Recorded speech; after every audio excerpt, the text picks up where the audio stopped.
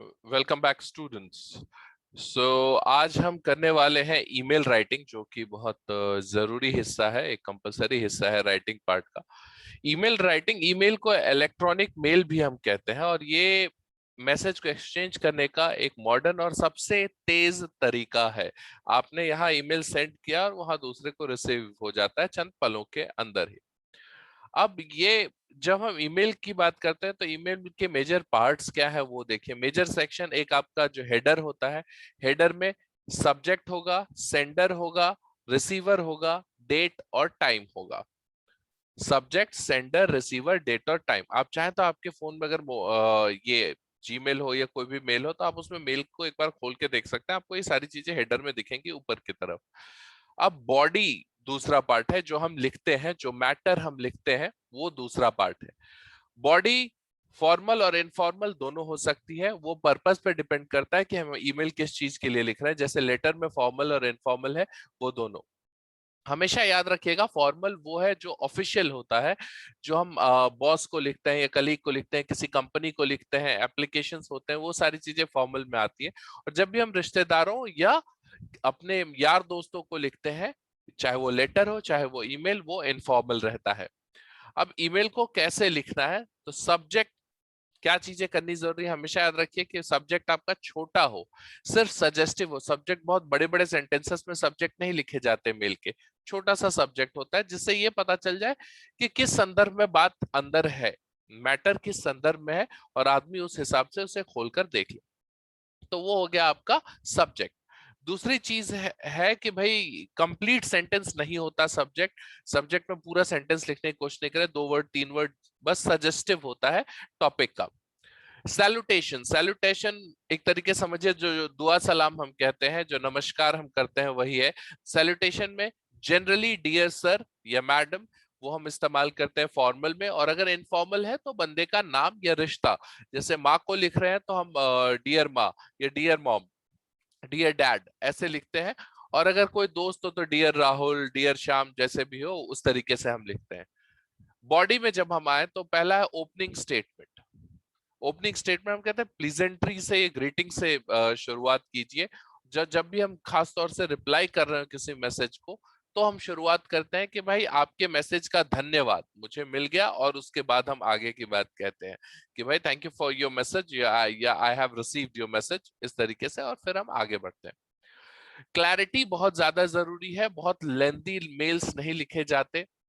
अगर आप चाहते हैं कि आपको रिप्लाई किया जाए या आपको जवाब दिया जाए, तो हम साथ में लिखते हैं प्लीज लेट मी नो, या प्लीज और काइंडली जो है वो मदद के लिए भी, अगर हमें कोई मदद चाहिए तो please help me out with the situation, या please look into the matter. अगर हम चाहते हैं कि किसी कोई हमारी मदद करे या हमारा फेवर करे, तो उसमें हम प्लीज और काइंडली का इस्तेमाल करते हैं।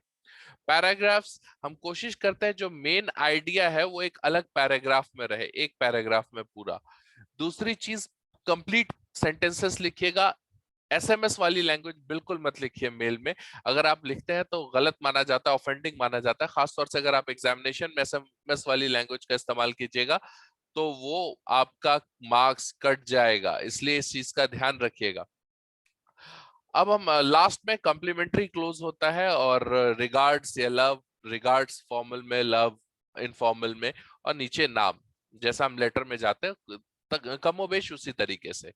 ये है फॉर्मेट ईमेल का। ईमेल का फॉर्मेट आप देख सकते हैं, पहले डेट टू, ये ईमेल आईडी है जिसको आप भेज रहे हैं उनकी। फिर सीसी बीसीसी, ये खाली छोड़ दीजिए, सीसी कार्बन कॉपी और बीसीसी ब्लैंक कार्बन कॉपी होती है। अगर आप एक मेल 4 लोगों को भेजना चाहते हैं, जैसे हम सीसी करते हैं, कई बार हम कॉपी अटैच टू लेटर में भी करते हैं, ऑफिशियल लेटर्स में, तो हम सीसी में रखते हैं।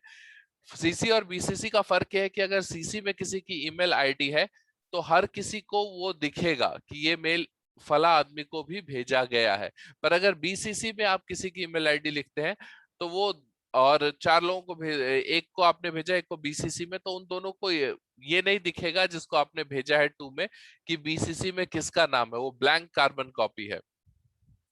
कंटेंट रहेगा आपका, और रिगार्ड्स नीचे, और नाम। अब जैसे हम एक सवाल लेते हैं एग्जाम्पल के तौर पे कि you are mister Deepak the librarian of KV AFA, write an email to Rana Book Depot, Hyderabad, requesting them to cancel your order for English literary books and children's storybook. Give reasons for your cancellation of the order. हमेशा याद रखिए cancellation of order का 90% reason यही होता है कि आपने समय पर हमें सामान डिलीवर नहीं किया। यही कैंसिलेशन का 90% रीजन होता है, या कभी कभार होता है कि अब हमें उसकी जरूरत नहीं रही। तो ये दो तरीके की चीजें होती हैं। तो आप मिस्टर दीपक है, लाइब्रेरियन है KVAFA के, और आपको ईमेल लिखना है राणा बुक डिपो को। जो आपने ऑर्डर दिया था इंग्लिश के लिटरेरी बुक्स और चिल्ड्रंस स्टोरी बुक के लिए, वो आप कैंसिल करना है आपको।